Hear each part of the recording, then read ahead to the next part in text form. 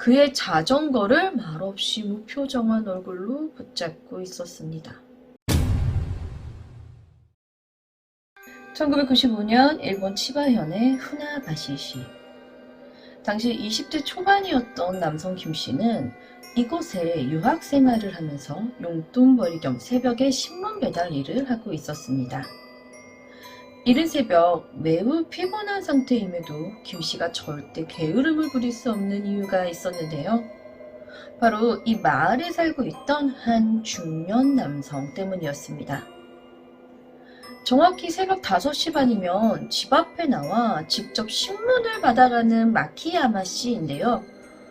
인자한 웃음으로 젊은 신문 배달부에게 수고한다는 따뜻한 그의 말은 타지에서의 힘든 유학생활과 아르바이트를 하며 지내고 있는 김씨에게는 너무나도 큰 힘이 되었죠.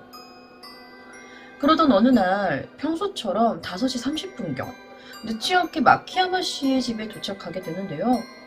평소와 다르게 마키야마 씨가 보이지 않는 겁니다.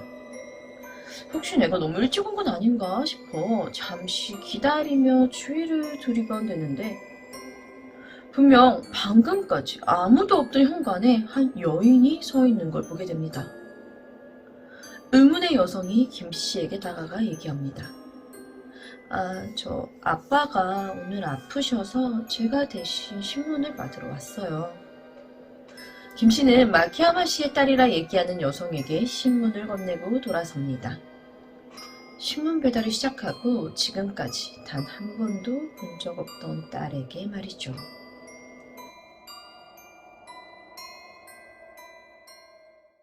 이번 이야기는 1995년 현재 일본의 치바시, 그 당시로는 치바현의 후나바시시라는 곳에서 시작됩니다. 당시 20대 초반이었던 한국인 김씨는 1995년 이곳으로 유학을 오게 되는데요. 얼마 지나지 않아 일본에서 지내는 동안 돈벌이도 할 겸 새벽 신문 배달 일을 시작합니다. 새벽에 자전거를 타고 이 집 저 집 돌아다니는 이 신문 배달 일이라는 게 일 자체로만 보면 크게 힘든 일은 아니었지만 이른 새벽에 일어나 신문을 싣고 고요한 마을을 돌아다니다 보면 왠지 모를 으스스함이 느껴졌다고 합니다. 타지에 홀로 떨어져 외로운 유학생활과 더 외로운 새벽에 신문 배달 일을 하는 김씨에게 그나마 따뜻한 위로가 되어주던 사람이 있었는데요.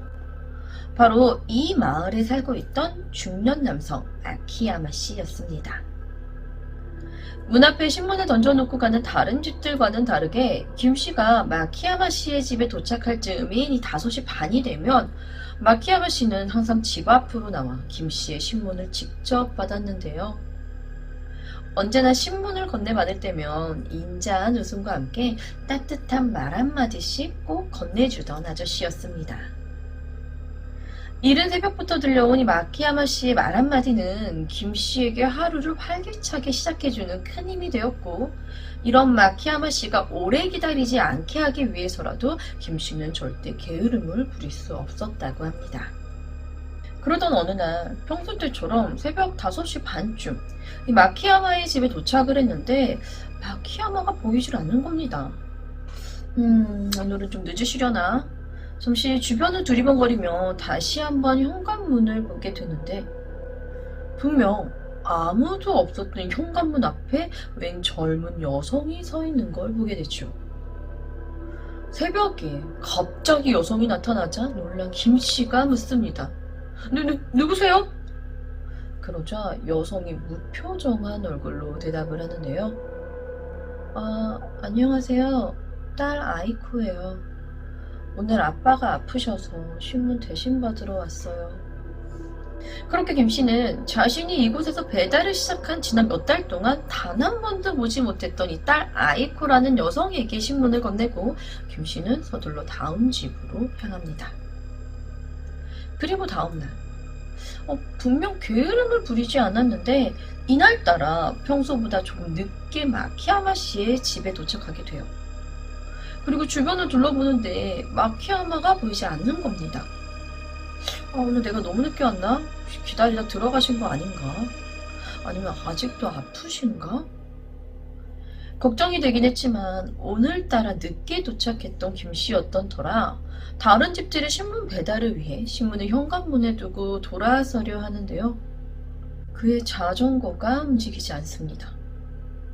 아무리 페달을 돌려봐도 자전거가 끈적도 하지 않는 겁니다. 이 자전거가 왜 이래? 하면서 무심코 뒤를 돌아보게 되는데 뒤에는 또다시 언제부터였는지도 모르게 이 마키야마의 딸 아이코가 그의 자전거를 말없이 무표정한 얼굴로 붙잡고 있었습니다. 아니 왜 그러시는 거예요? 살짝 쫄아서 김씨가 물어보는데요. 저기요, 아빠가 많이 아파요. 도와주세요. 라는 아이코의 소리에 김씨가 서둘러 마키야마의 집으로 뛰어 들어갑니다. 집에 들어서자 마키야마가 마루에 있는 전화기 앞에 쓰러져 있었고 이 모습을 본 김씨가 다급히 119를 불러 마키야마 씨를 병원에 이송하고 다행히 이 병원에서 마키야마가 깨어나게 됩니다. 깨어난 마키야마는 김씨에게 자신을 살려줘 너무나 고맙다며 거듭 감사의 뜻을 밝히는데요. 김씨는 마키야마가 깨어난 곳에 큰 안도감을 느끼면서 갑자기 이상한 기분을 함께 느끼게 됩니다. 분명 아빠를 살려달라 했던 딸이 아무리 둘러봐도 이 마키야마 씨 병실에서도 병원에서도 전혀 보이지 않는 겁니다. 저 마키야마 씨 그 따님 아이코 씨는 어디 가신 거예요? 아이코? 김씨의 입에서 아이코의 이름이 나오자 마키야마는 당혹스러움을 감추지 못하는데요. 김씨는 어제, 오늘 있었던 일들을 마키야마에게 모두 이야기했고 그러자 이제야 알겠다는 듯 마키야마가 고개를 끄덕이며 한 이야기를 해줍니다. 1994년, 그러니까 김씨가 신문 배달을 시작하기 약 1년 전쯤 스키라는 청년이 원래 이 마을에서 신문 배달 일을 하고 있었다고 합니다. 사실 절도 등의 잡범으로 전과 이력이 꽤 있었던 이 스키는 인상 역시 험악해 마을 사람들이 조금 꺼려하던 총각이었는데요. 아내와 사별 후 혼자서 딸을 키우던 마키야마 씨의 외동딸 아이코 역시 마찬가지였죠. 신문을 받으러 갈 때면 늘 위아래로 훑어보는 이 스키가 마음에 들지 않아 얼른 신문을 받고 집으로 들어와 아버지 마키야마에게 투덜댔었죠. 그럴 때면 마키야마는 그래도 그 젊은 사람이 열심히 살려가는 거 보면 얼마나 기특하냐며 아이코에게 이해하라 얘기해 주었는데요. 사건은 그리 오래 지나지 않아 일어납니다. 마키야마가 출장으로 집을 비웠던 그날 밤 마키야마의 집에 몰래 침입한 스키가 아이코에게 몹쓸 짓을 하려 하는데 아이코의 반항이 꽤 심했고 그렇게 몸싸움을 벌이던 중 아이코가 손에 잡힌 도자기 하나를 스키 머리에 내려치고는 냅다 도망을 치려고 했죠. 하지만 금세 일어난 이 스키가 아이코를 붙잡는데요. 그때 밖에서 사이렌 소리가 들려왔고 아이코가 큰 소리로 도와달라며 필사적으로 도움을 청합니다. 이 모습에 당황스러움과 함께 순간적으로 화가 오른 스키가 아이코의 목을 졸라 살해하게 됩니다. 그리고 그곳에서 도망을 쳤죠. 아이코가 필사적으로 도움을 청했던 사이렌 소리는 불행히도 경찰차가 아닌 구급차의 소리였다고 합니다. 아이코는 출장을 다녀온 아버지 마키야마에 의해 발견되었고 아이코의 시신이 발견되자 경찰의 수사가 시작됩니다. 한편 범인 스키는 아이코가 죽자 언제 잡힐지 모른다는 불안감에 휩싸였는데요.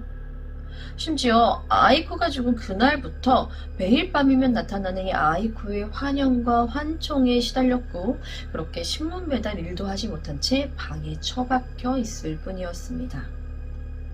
경찰은 범인을 찾기 위해 주변에 수상한 사람들을 확인하던 중 아이코의 사망 이후 더 이상 신문 배달을 하지 않는 전과범 스키를 매우 수상히 여기게 되는데요. 얼마 후 마루에 깨져 있던 도자기에 묻은 혈흔을 감식한 결과 스키와 일치한 것이 확인되며 스키를 범인으로 체포하게 됩니다.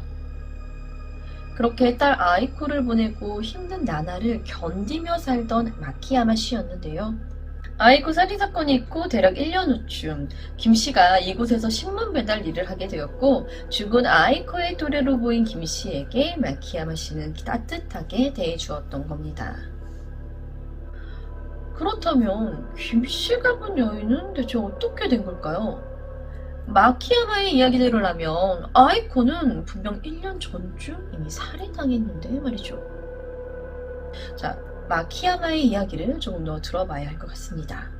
김씨가 처음 아이코를 본 그날, 마키야마는 새벽 5시 반쯤 평소 때처럼 김씨의 신문을 받기 위해 침대에서 일어나려 했죠. 그런데 평소 지병으로 앓고 있던 고혈압이 그날 갑자기 심해지며 도저히 일어날 수가 없었고 그렇게 침대에 누워 휴식을 취했다고 합니다. 한 오전 10시쯤 몸이 이제 좀 괜찮아지는 것 같아 몸을 좀 움직여 옆을 보는데요. 침대 옆 테이블 위에 오는 신문이 놓여져 있었다고 합니다. 그리고 다음날 어김없이 새벽 5시 반경 어제부터 몸이 계속해서 좋지 않았지만 신문을 받기 위해 방 밖으로 나서려는데 고혈압이 더욱 심해집니다. 이거 도저히 안 되겠다 싶었더니 마키야마는 구급차를 부르기 위해 전화기 근처로 가다가 결국 의식을 잃게 됩니다. 그리고 어떻게 된 일인지 분명 잠궈 놓았던 현관문을 열고 김씨가 들어와 마키야마 씨를 발견하고는 119에 신고해 마키야마 씨를 병원으로 이송시켜 구하게 되었다는 겁니다. 서로가 겪었던 이야기를 마치고 나자 마키야마 씨와 김씨 둘 다 죽은 아이코가 아버지인 마키야마를 살리기 위해 홀령의 모습으로 김씨에게 도움을 청한 것이라고 결론을 지었다고 합니다. 이번 이야기는 일본 치바현의 신문 배달부인데요. 이게 이렇게 표현하면 절대 안 되는 건데, 그러니까 이 사건이 살인 사건인데 당시에 범인을 크게 어렵지 않게 잡았고 또 크게 이슈가 되기에는 워낙 잔인하고 흉악한 살인 사건들에 비해 조금 작은 살인 사건처럼 느껴졌던 거예요. 또 때가 1994년이니까 좀 예전이기도 하고 그래서 이 아이코 살인사건에 대한 뭐 신문, 뉴스 아니면 뭐 그 집에 관한 자료가 전혀 없어서 오늘 이야기에선 실제 자료들을 전혀 쓸 수가 없었어요. 그래서 자료를 찾으려고 계속 돌아다니다 보니까 이 얘기가 아주 예전에 토요미스테리 극장에서 다룬 적이 있는 얘기더라고요. 그래서 자료들은 그냥 이 토요미스테리 극장에 나왔던 재현 장면들로 사용하게 되었습니다. 이번 이야기 내용이 꽤 슬프죠. 안타깝게 사망하고 나서도 아버지가 걱정돼 떠나가지 못한 아이코라는 생각이 드는데요. 아이코를 살해한 이스키가 아이코의 귀신에게 매일매일 시달렸다는 얘기를 하는데 그때 이스키가 했던 말이 아이코가 나타나면 항상 우리 아빠 어떡해, 우리 아빠 어떡해 라면서 서럽게 울다가 자신을 노려보고 서 있었다고 합니다.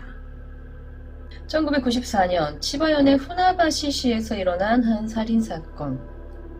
전과자였던 한 신문배달부가 나쁜 마음을 먹고 한 가정의 딸을 살해한 사건이었는데요. 그렇게 1년 후 새로 배달 일을 시작한 신문배달부가 1년 전 살인사건이 있었던 집에서 사망한 딸의 귀신의 부탁을 받아 아버지를 살려내었다는 슬프고도 아이러니한 치바현의 두 신문배달부의 이야기는 여기까지입니다. 저는 뉴스패치의 뉴스였습니다. 감사합니다.